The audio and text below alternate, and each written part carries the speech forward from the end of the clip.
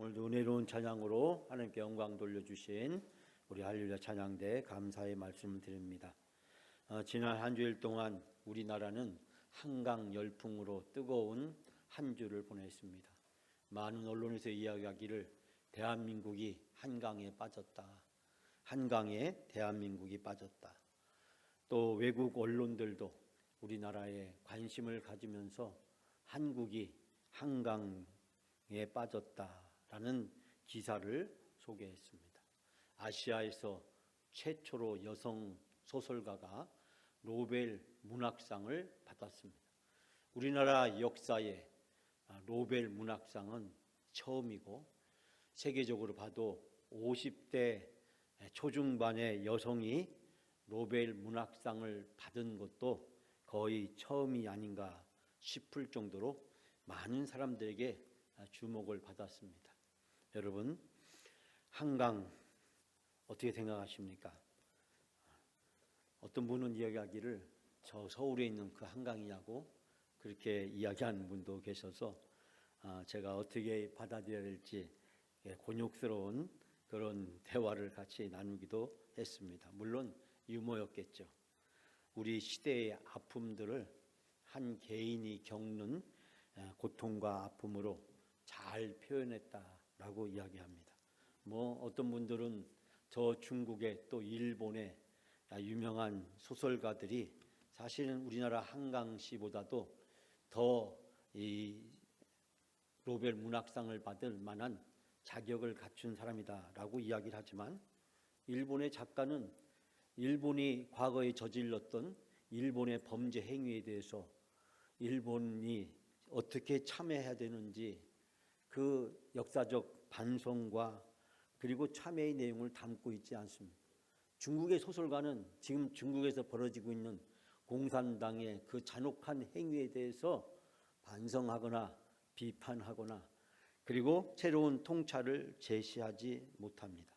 소설이라는 게 단순히 이야기만을 쓰는 것이 아니라 그 시대의 아픔과 고뇌와 슬픔을 한 국가나 사회뿐만 아니라 한 개인의 차원에까지 폭넓게 새로운 관점에서 다뤄지는 것이라고 이야기할 때 우리 한강시의 여러 가지 작품들은 오늘 시대를 살아가는 우리 대한민국 사람뿐만 아니라 분쟁과 전쟁과 각종 갈등으로 고통을 겪고 있는 이 지구촌에 있는 수많은 사람들의 마음을 움직이는 그런 소설이기 때문에 노벨 문학상에 수상이 된 것이지 K 문화가 또 K 팝이 또 K 드라마나 영화가 세상 사람들에게 주목을 받고 있다고 해서 그러한 배려의 차원에서 수상자를 정할 정도로 이 노벨 문학상 수상위원들이 만만하거나 그렇게 쉬운 사람들이 아니라는 사실을 발견하게 됩니다. 우리나라의 큰 기쁨이고 큰 영광이라고 생각합니다. 우리가 지금까지 텔레비전이나 인터넷이나 스마트폰 영상 시대가 활짝 열리면서 어떻게 보면 이 올드 미디어 중에 하나인 책이 사람들에게 소외되고 사람들에게 주목을 받지 못하고 특별히 새로운 젊은 세대, 다음 세대들에게 이 책에 대한 관심이 너무나도 낙후되어 있는 그런 오늘의 현실에 있어서 우리 노벨 문학상의 수상은 우리 한국 문화 또 한국인에게 새로운 변화와 또 새로운 도전을 줄 수 있는 좋은 기회라고 생각합니다. 여러분, 오늘 주실 말씀은 사도 바울의 1차 전도 여행의 마지막 도시를 우리에게 소개하고 있습니다.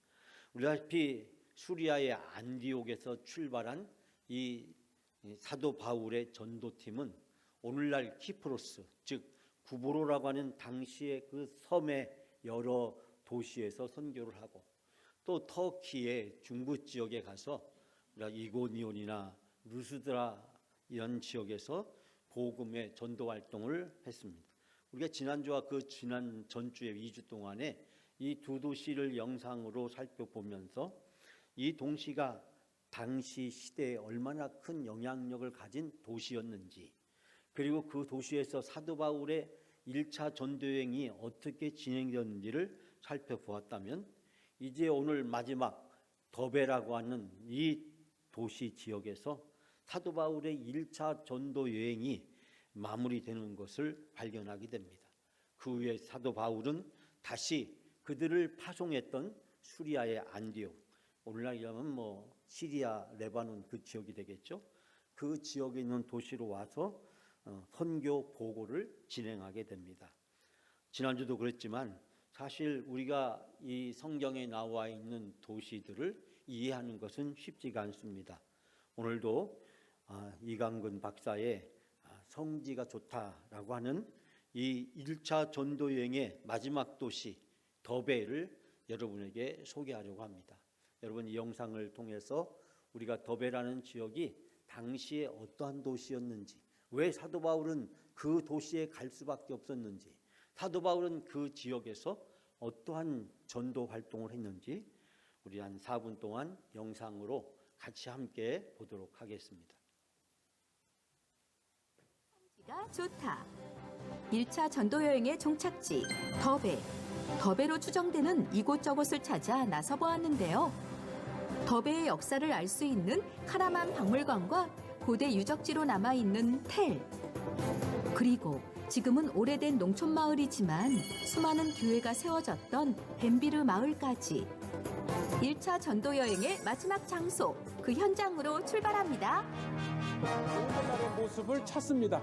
케르티 흉이라고 하는 아주 거대한 언덕 텔, 고고학적 성읍이 이렇게 있습니다. 그래도 이 사도 바울 시대 때, 로마 시대 때 더베가 굉장히 큰 성읍이었잖아요. 그 유적 자체도 이렇게 거대한 이 텔, 언덕으로 남아있고, 이 더베의 아주 끝없이 펼쳐진 평원을 보십시오. 일단은 식량이 풍부하고, 그리고 고대로부터 이곳에서 이제 루스드라를 거쳐서 이고니온까지 고대의 실크로드가 지나가는, 그러니까 상업적으로도 발전한 거죠. 이 사도 바울이 이곳을 전도지로 선택할 수 있었던 것도 고된 이것이 대도시였다고 하는 것입니다. 벤비르라고 하는 이 교회가 많은 그 성읍이란 뜻입니다. 그걸 통해서 이제 또 하나의 더베 추정지인 이곳까지 왔습니다. 근데 아주 오래된 그 성읍이고요. 그렇지만 이곳에 정말 역사적인 교회의 흔적들이 있는 곳입니다. 이 벤비르 지역, 벤비르라고 불려지는 이 교회의 마을은 이 초대 교회 때까지 거슬러 올라가는 역사 깊은 곳이고요. 이미 325년 니케아 종교회의와 451년 칼케톤 종교회의 때에 이 마을에 이 기독교 교회가 기록될 정도로 아주 초창기 때 교회입니다. 지금 이 벤비르 이 마을에 14개의 교회와 또 6개의 예배처, 그리고 수도원까지 겸한 곳이기 때문에 학자들은 이곳을 사도 바울이 복음을 전했던 더베로 이렇게 또 추정을 합니다. 지금 이 가장 대표적인 교회를 보면 이렇게 동쪽을 향해서 제단이 있고, 이 왼쪽에는 이제 이렇게 이 교회의 벽의 모습이 있고, 이 오른쪽에는 무너졌지만 이렇게 이 왼쪽의 교회의 모습을 통해서 온전했던 교회의 모습을 이렇게 상상해 볼 수가 있고요. 네, 정말 여러 더베의 추정지 중에 또 한 곳인 이렇게 벤비르 지역을 왔고요. 워낙 이 지역에서도 잘 알려진 곳입니다. 십자가, 아주 그 곳곳에 이렇게 십자가를 새겨놓은 믿음의 증표입니다. 그리고 교회 건물이 굉장히 견고하게 잘 지어진,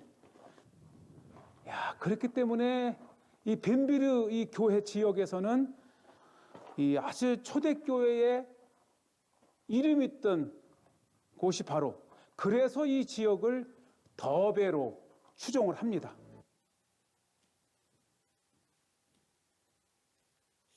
네, 감사합니다. 우리 혁관 형제가 잘 편집해 주셨는데, 자, 이 더베라고 하는 곳, 또 이고디온, 루스드라, 이곳이 바로 우리가 이집트에서 팔레스타인을 거쳐서 오늘날 얘기하면 레바논, 시리아를 거쳐가지고 터키를 지나서 그리스 로마로 육로로 갈 때 거쳐야 되는 바로 그런 중심지였다라는 것을 영상을 통해서 알게 되는데, 이 넓은 평야 곡창지대에 이 중요한 그리스와 로마로 가는 그 교통의 중심지에 중요한 도시들이 형성되게 되었는데, 그것이 사도 바울이 1차 전도여행 때 방문했던 이고니온, 우리가 루스드라, 그리고 오늘 본문에 등장하는 이 더베라고 하는 지역이라는 것을 발견하게 됩니다. 이 애굽의 이집트 그로부터 출발을 해서 이 팔레스타인과 시리아 지방을 거쳐서 그리고 이 수리아의 안디옥, 그다음에 그리고 이제 터키 지방에 접어들면서 이 이고니온, 그다음에 루스드라, 이 더베란 지역을 이제 거쳐서 그리스와 로마를 향해서 가게 되는 것을 발견하게 됩니다. 이 당시의 역사와 그 문화와 정치의 중요한 그 거점지에 바로 사도 바울은 복음을 전하였다는 사실을 우리가 발견하게 됩니다. 우리가 1차 전도여행에서 발견한 이 중요한 도시들은 바로 이 사도 바울의 이 복음 전도로 교회가 탄생하기 시작했고, 그 후에 우리가 역사의 유적을 통해서 발견하듯이 그로부터 200년, 300년 동안 그 지역에 많은 영적 부흥이 일어나고 많은 교회들이 세워졌다는 사실을 발견하게 됩니다. 사랑하는 여러분, 사도 바울의 1차 전도 여행은 구브로 키프스로스라는 섬에 시작해서 이고니온, 루스드라, 그리고 더베를 거쳐서 이 터키의 중부 지역에 복음을 증거하고, 이제 사도 바울은 그 전도 여행을 마치고 수리아의 안디옥, 자기를 파견했던 그 안디옥 교회에 와서 선교 보고를 하게 됩니다. 오늘 주신 말씀을 통해서 전 여러분과 세 가지 은혜를 같이 나누어 갑니다. 첫 번째는 돌에 맞아 죽더라도 포기하지 않는 사도 바울의 전도 열정을 발견하게 됩니다. 즉 복음 전도의 열정은 그 어떤 것을 막을 수 없었다라는 사실을 발견하게 됩니다. 자, 여러분 19절 말씀 우리가 다 같이 함께 19절 함께 봉독합니다. 유대인들이 안디옥과 이고니온에 와서 무리를 충동하니 그들이 돌로 쳐서 죽은 줄을 알고 시외로 끌어내치니라. 아멘. 자, 여기 지금 이 루스드라는 지역에서 사도 바울이 복음을 전하고 그 복음을 전했을 때 이방인과 유대인들이 예수를 믿게 되었다. 그런데 바로 그 다음 장면들을 우리에게 소개하고 있는데, 이때 유대인들 중에서 사도 바울의 복음 전도를 시기하고 질투했던 유대교 일부 유대인들이, 즉 안디옥과 이고니온 출신의 유대인들이 여기까지 쫓아와서 이제 이곳에 있는 성도들을 충동하고 그곳에 있는 유대인들을 사주해서 그들이 사도 바울을 돌로 쳐서 그를 죽이려 했다는 장면을 소개하고 있습니다. 그들은 사도 바울이 돌에 맞아서 죽었다라고 생각하고 그를 성 밖으로 끌어내었다라고 이야기를 합니다. 그때 사도 바울은, 제자들이 사도 바울을 둘러서 서 있을 때 사도 바울은 깨어났고, 깨어난 사도 바울은 그 성에 들어갔다가 이튿날 바나바와 함께 더베로 전도하기 위해서 떠났다는 것이 바로 우리가 함께 봉독한 19절 20절 말씀입니다. 여러분, 사도 바울이 당한 고난이 얼마나 극심한 것인지를 깨닫게 됩니다. 바울은 전도여행 중에서 항상 유대인들에게 먼저 복음을 전했습니다. 그것은 같은 동족이었던 유대인의 구원에 대한 뜨거운 사랑을 발견하게 됩니다. 그러나 일부 유대인들은 그런 사도 바울을 배척했음을 알 수 있게 됩니다. 오늘 본문의 말씀에도 안디옥과 이고니온에서 일부 유대인들이 바울 일행을 쫓아왔고, 그들은 루스드라에 있는 다른 유대인들을 부추겨 선동하고 바울에 대해서 나쁜 악한 감정을 품게 만들었습니다. 그리고 그들과 함께 야합을 해서 이제 사도 바울을 의식을 잃을 정도로 돌로 때렸다라고 이야기를 하고 있습니다. 정신을 잃은 바울을 보고 그 무리들은 바울이 죽은 줄 알고 성 밖으로 내다 버렸다라고 말씀하고 있습니다. 사랑하는 여러분, 오늘 이 본문의 말씀에서 사도 바울이 겪는 이 고난의 장면을 보면서 우리는 떠올리는 또 다른 장면이 있음을 알게 됩니다. 그것은 바로 스데반이 순교하는 장면입니다. 스데반도 돌에 맞아서 그의 목숨을 잃었기 때문입니다. 그런데 이 스데반의 순교 장면과 오늘 사도 바울이 고난을 당하는 이 장면에 한 가지 차이가 있음을 발견하게 됩니다. 그것은 스데반은 성 밖에 끌고 나가서 그를 돌로 쳤습니다. 유대인들은 신성 모독이라든지 도저히 용서받을 수 없는 죄를 지었다고 했을 때 그들을 돌로 쳐 죽이도록 했던 것을 발견하게 됩니다. 그래서 스데반을 성 밖으로 끄집어내서 돌로 쳤습니다. 그런데 오늘 본문의 말씀에서는 사도 바울을 성 안에서 돌로 쳐서 죽이려고 했다는 사실을 발견하게 됩니다. 그들이 법을 무시할 정도로 격분해 있었음을 여기에서 우리는 발견하게 됩니다. 사랑하는 여러분, 바로 스데반이 돌에 맞아 죽을 때 그 자리에서 스데반이 돌에 맞아 죽는 것을 당연한 것으로 여겼던 사도 바울이 이제는 그 스데반이 당했던 똑같은 잔인한 고난과 그리고 박해를 겪고 있는 장면을 오늘의 본문에서 발견하게 됩니다. 사랑하는 여러분, 돌에 맞을 때 사도 바울의 고통과 비통함이 얼마나 컸을까요? 돌에 맞아 죽어가는 그 사도 바울의 마음을 고린도후서 1장에서 훗날 사도 바울은 이렇게 언급하고 있습니다. 힘이 지나도록 심한 고생을 받아 살 소망까지 끊어지고 우리 마음에 사형 선고를 받은 줄을 알았다. 힘이 지나도록 너무 힘들고 어려워 도저히 감당하고 견뎌낼 수 없을 만큼 너무 힘들고 어려워서 나는 살 소망조차도 잃게 되었다. 그 순간 나는 사형 선고를 받았다는 생각이 들었다. 사도 바울은 돌을 맞으면서 이제 내가 죽는다, 정말 죽는구나 라는 생각을 했다라고 하는 사실입니다. 사랑하는 여러분, 이 본문의 말씀에서 우리가 놀라운 것은 그런 돌에 맞아 죽을 뻔한 생사의 경계를 겨우 회복한 사도 바울이 그날로 그 성에 들어갔다는 사실입니다. 살기가 등등하고 사도 바울을 죽이기 위해서 수단과 방법을 가리지 않는 그 유대인들의 서슬퍼른 무서운 눈초리가 이 사도 바울의 전도팀을 공격하고 있는 그 시점에 그 살기 등등한 성으로 사도 바울은 다시 들어갑니다. 사도행전 20장 24절에 보면 사도 바울은 늘 복음을 전하다가 생사를 가름하는 어려운 상황에 직면했을 때 자기의 심정을 이렇게 고백합니다. 나의 달려갈 길과 주 예수께 받은 사명 곧 하나님의 은혜의 복음을 증거한 일을 마치라면은 나의 생명을 조금도 귀한 것으로 여기지 아니하노라. 복음 증거를 위해서 자기의 목숨을 기꺼이 내어놓고 그 복음을 증거하는 사도 바울이 복음에 대한 전도에 대한 뜨거운 열정을 발견하게 됩니다. 사랑하는 여러분, 사도 바울은 제자들이 둘러서자 다시 의식을 되찾고 깨어나게 되었습니다. 그리고 바나바와 함께 더베라고 하는 도시로 이튿날 떠났다라고 이야기하고 있습니다. 루스드라에서 더베까지는 약 96km 떨어진 거리였습니다. 우리가 1시간 반 정도 이상 차로 100km로 달려가야 될 먼 거리였다는 사실. 당시는 주로 걸어가는 일이 많았기 때문에 도보로 96km란 길을 가는 것은 정말 쉬운 일이 아니었습니다. 죽을 정도로 환난을 당하고도 그 다음날 먼 거리까지 달려갑니다.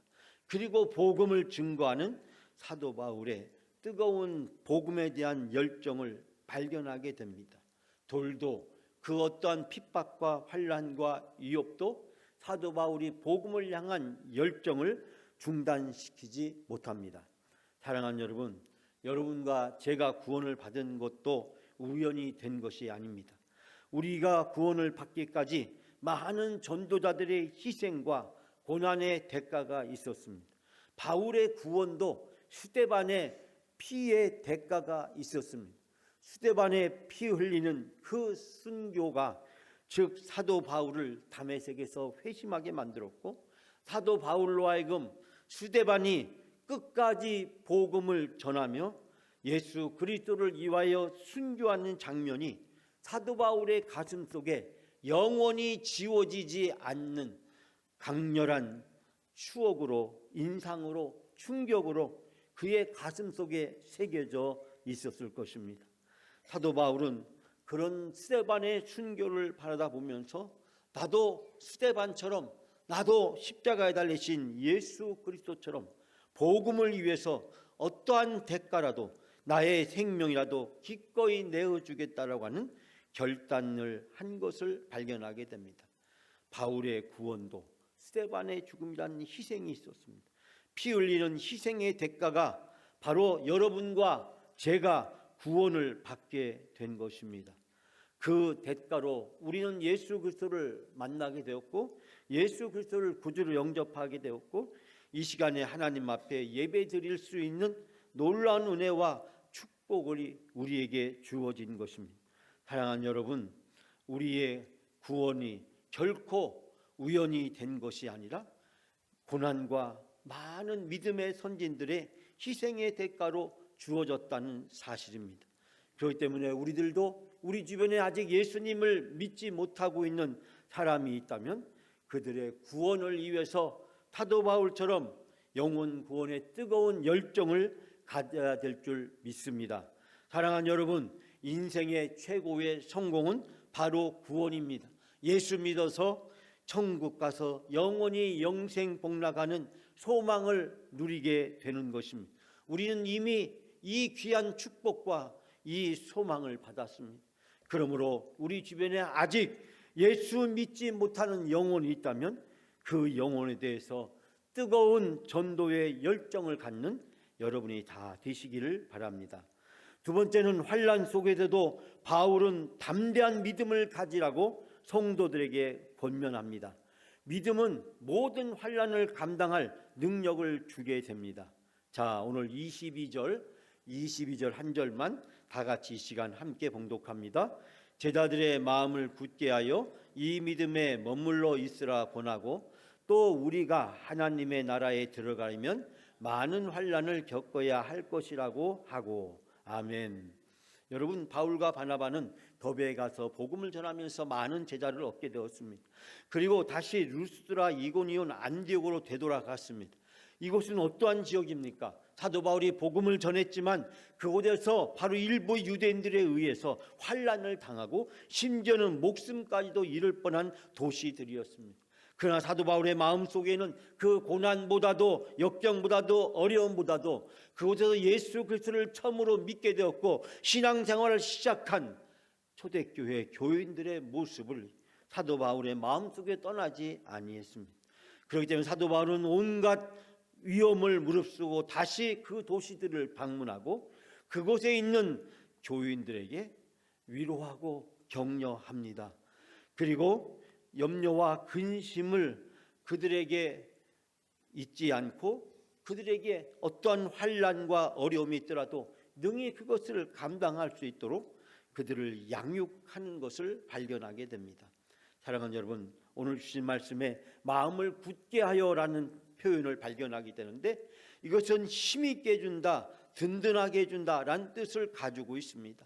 즉 복음을 이제 받아들인 초대교회 새신자들에게 사도 바울과 바나바 등 전도팀들은 그들에게 용기를 가지고 믿음을 가지고 어떠한 유혹과 시련이 있다고 할지라도 그것을 이겨낼 수 있도록 그들을 격려해 줍니다. 뿐만 아니라 당시 초대교회 많은 성도들은 기독교 신앙을 갖는 것은 고통과 박해를 받아들이는 것으로 인정했다는 사실입니다. 그렇기 때문에 예수 그리스도의 복음을 받아들인다는 것은 초대교회 성도들에게는 고통과 환난을 겪어야 되기 때문에 결단코 그들에게 쉬운 일이 아니었음을 발견하게 됩니다. 특별히 초대교회의 세례의식을 살펴보게 되면 오랫동안 그 사람을 집중적으로 교육하고 그리고 부활절을 맞이해서 세례를 주게 됩니다. 초대교회는 세례를 줄 때 아무나 세례를 주지 않았습니다. 왜냐하면 세례를 받은 사람이 로마나 아니면 당시에 기독교를 박해하는 유대교나 당시 각 지역을 다스리는 이 관리들에게 초대교회 성도들의 명단을 이야기하면 그 성도들이 다 핍박을 받아서 고난을 겪고 순교한 일이 비일비재했기 때문입니다. 그렇기 때문에 초대교회에서 세례를 받는다는 것, 초대교회에 있어서 신자가 된다는 것은 목숨까지도 잃게 될 수 있는 위협을 기꺼이 감당하는 것이었습니다. 사랑하는 여러분, 바울은 바로 이 초대교회 성도들에게 우리가 하나님 나라에 들어가려면 반드시 많은 환난을 겪어야 한다고 그들을 격려하면서 믿음의 반석 위에 굳게 설 수 있도록 그들을 양육합니다. 그리고 각 도시마다 장로들을 세우고 그들로 하여금 그 새신자들을 잘 양육하고 돌볼 수 있도록 하고 바울의 전도팀은 또 다른 도시로 가서 복음을 증거하게 됩니다. 이때 훗날 사도 바울은 이때 당시의 자기의 심정을 로마서 8장 18절에서 이렇게 고백합니다. 생각컨대 현재의 고난은 장차 우리에게 나타날 영광과 비교할 수 없도다. 나는 현재 우리가 겪고 있는 힘든 때와 장차 우리에게 나타날 좋은 때는 서로 비교조차 될 수 없다고 생각한다. 내가 지금 예수를 믿기 때문에, 내가 믿음 때문에, 교회 때문에, 예수님 때문에 내가 희생을 겪고 어려움을 겪고 어떤 대가라도 지불하게 된다고 할지라도 그 모든 것이 앞으로 예수 그리스도 하나님께서 우리에게 주어질 천국의 영광과 상급과 멸관에 비교하면 아무것도 아니라고 고백을 하면서 천국의 영광과 상급과 멸관을 바라다보면서 믿음으로 교회 때문에 예수님 때문에 그 어떠한 희생과 대가를 기꺼이 지불하겠다고 하는 믿음의 결단을 하고 있는 것을 발견하게 됩니다. 사랑하는 여러분, 오늘 여러분이 신앙생활하면서 신앙생활 때문에 예수님 때문에 믿음 때문에 교회 때문에 힘들고 어려운 일이 있습니까? 주일을 성수하는 것 쉬운 일이 아닙니다. 새벽에 와서 새벽 기도하는 것 쉬운 일이 아닙니다. 우리가 신앙생활하면서 봉사하고 헌금하는 것 쉬운 일이 아닙니다. 우리가 신앙생활을 하기 때문에 때로는 희생하고 어렵고 여러 가지를 대가로 지불해야 됩니다. 그러나 여러분, 그 모든 것들은 하나님의 영광과 천국의 상급과 멸관을 쌓는 거룩한 일인 줄 믿습니다. 사랑하는 여러분, 여러분의 삶 속에서 어떠한 어려움이 있다고 할지라도 믿음으로 그 모든 것들을 이겨내시고 장차 우리에게 주어질 영광과 상급을 바라보시면서 믿음에 승리하시는 여러분이 다 되시기를 주님의 이름으로 축복합니다. 마지막 세 번째로 사도 바울은 선교를 통해서 하나님의 은혜의 역사를 보고합니다. 즉 사도 바울이 하는 얘기는 선교는 은혜로 하는 것이다 라고 보고를 하고 있습니다. 마지막으로 우리가 26절 27절 함께 봉독합니다. 거기서 배 타고 안디옥에 이르니 이곳이 두 사도가 이룬 그 일을 위하여 전에 하나님의 은혜에 부탁하던 곳이라. 그들이 이르러 교회를 모아 하나님이 함께 행하신 모든 일과 이방인들에게 믿음의 문을 여신 것을 보고하고. 아멘. 이제 더베라고 하는 지역에서 복음의 전도 활동을 마친 사도 바울의 전도팀은 거기서 배를 타고 수리아의 안디옥으로 돌아갔습니다. 그리고 지금까지 있었던 그 선교의 결과를 바로 수리아의 안디옥 교회 성도들을 모아놓고 그들에게 선교 보고회를 엽니다. 큰 감격과 기쁨의 자리였습니다. 정말 1차 전도 여행 키프로스, 구브로라 가는 여러 지역에서 또 이고니온, 루스드라, 더베에서 복음을 전할 때 그 어느 도시 하나 평탄한 곳이 없었고 그때마다 어려운 고난과 환난이 있었지만 그 믿음으로 모든 것을 이겨냈습니다. 사도 바울은 오늘 주신 말씀에서 그가 고백하기를 전에 하나님의 은혜에 부탁하던 곳이라고 이야기하고 있습니다. 물론 이것은 수리아의 안디옥을 이야기하는 것입니다. 그러나 자기가 이제 수리아의 안디옥에서 선교사로 안수를 받고 선교사로 파송되고 선교의 역사를 감당하게 된 모든 것들은 하나님의 은혜였다라고 고백을 하고 있습니다. 사실 사도 바울이 탁월한 전도 전략이 있어서 그가 여러 도시에서 선교를 한 것도 아니었습니다. 성령께서 함께해 주셨고 성령께서 늘 인도해 주셨고 성령이 그 고난을 감당할 수 있도록 믿음과 능력을 주셨습니다. 그래서 여러 도시에서 힘들고 어려운 일이 많았지만 그 모든 일을 감당할 수 있었다라고 보고합니다. 즉 하나님의 은혜로 선교를 잘 마치고 이제 귀국할 수 있었음을 보고합니다. 또 하나 중요한 내용은 바로 이방인 선교에 대한 결과였습니다. 즉 하나님께서 27절 말씀에 이방인들에게 믿음의 문을 여신 것을 보고했다라고 이야기하고 있습니다. 즉 하나님께서 이방 사람들에게 믿음의 문을 열어서 이방 사람도 구원받을 수 있도록 해 주셨다는 사실을 보고하고 있습니다. 누가는 이방인의 개종 사실이 하나님의 역사 가운데 이루심을 보고하면서 바울과 바나바에서 시작된 이방인 선교 활동이 하나님이 하신 일이라는 것을 보고하고 있습니다. 그렇기 때문에 이방인 선교는 하나님의 뜻이고 하나님이 하신 일이고 앞으로 그 누구도 이방인 전도나 선교에 대해서 반대할 수 없다는 사실을 천명하고 있는 것을 발견하게 됩니다. 여러분, 바로 사도 바울의 전도팀이 이방인의 도시에 다녀서 복음을 전할 때마다 일부 유대인들이 극심하게 반대를 했던 이유는 무엇입니까? 구원은 오직 유대인에게만 나는 것으로 그렇게 그들은 믿고 평생 살아왔는데 사도 바울이 이제 구원은 유대인뿐만 아니라 이방인까지도 다 구원받을 수 있다. 그것이 하나님의 뜻이다라고 선포했을 때 그 일부 유대인들의 잘못된 율법에서 벗어나지 못했던 그들은 사도 바울의 일행을 용납하지 않고 선교에 방해가 되었다는 사실을 발견하게 됩니다. 사랑하는 여러분, 얼마 전에 우리 대전로에 우리와 같은 시찰에 있는 한 개척교회가 있습니다. 제가 알기로 2년이 조금 안 됐는데 2년도 안 된 개척한 지 얼마 안 되는 그런 작은 교회입니다. 그런데 그 교회 목사님은 열심히 선교 활동을 합니다.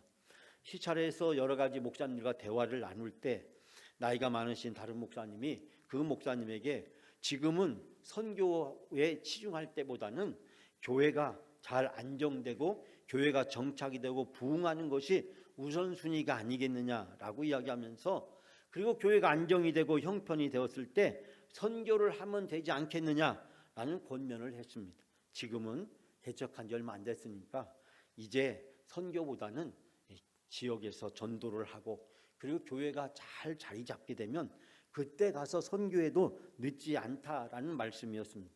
그런데 그 개척교회 목사님이 하시는 말씀이 저희 교회는 선교하는 교회입니다. 저와 저희 교인들의 사명은 선교하는 것입니다. 저는 선교를 위해서 교회를 개척했지 많은 교회들 중에 또 다른 하나의 교회를 세우기 위해서 교회를 개척한 것이 아니다 라는 말을 했습니다. 저는 그 얘기를 들으면서 큰 감동과 도전을 받았습니다. 많은 교회들 중에 또 다른 하나의 교회를 세우기 위해서 본인이 개척한 것이 아니란 사실입니다.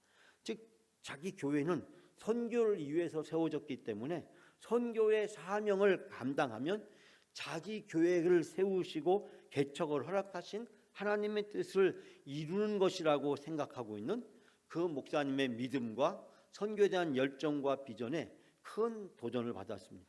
사랑하는 여러분, 오늘 본문의 말씀에서 우리가 사도 바울과 바나바를 통해서 배울 수 있는 것은 무엇입니까? 바로 선교는 전도는 은혜로 하는 것이라는 은혜로 하는 것이지 우리의 힘으로 우리의 능력으로 우리의 방법으로 하는 것이 아니라는 것입니다. 어렵고 힘들면 중단하고 형편이 좋아지고 그리고 상황이 넉넉해지면 그때 할 수 있는 것이 선교가 아니라는 것입니다. 선교는 힘들고 어려워도 그 어떠한 상황이 있다고 할지라도 결단코 포기해서는 안 되는 하나님이 주신 바로 교회와 우리 모든 그리스도인을 향한 선교의 명령이라는 사실을 우리는 발견하게 됩니다. 사랑하는 여러분, 우리 주변에 아직 예수님을 믿지 못하는 우리 가족들이 있다면, 우리 친구가 있다면, 이웃이 있다면, 우리 동료들이 있다면 우리는 그들을 위해서 간절히 기도해야 됩니다. 그리고 그들의 구원을 위해서 그들을 섬겨야 되고, 그들을 구원을 위해서 희생해야 되고, 그들의 구원을 위해서 우리가 지불해야 될 대가가 있다면 아낌없이 지불해야 됩니다. 우리가 전도하는 것, 선교하는 것, 그것이 바로 우리 그리스도인들에게 주어진 가장 큰 사명이자 은혜이자 축복이기 때문입니다. 사도 바울과 전도팀은 힘들고 어려운 상황 속에서 복음을 증거하는 일에 전심전력을 다했습니다. 사랑하는 여러분, 우리 영광교회 모든 성도들도 전도하는 일에, 선교하는 일에 우리가 기꺼이 하나님이 우리에게 베푸르신 은혜와 축복과 상급과 멸관을 위해서 아름답게 드려지는 여러분의 삶이 되시기를 주님의 이름으로 축복합니다.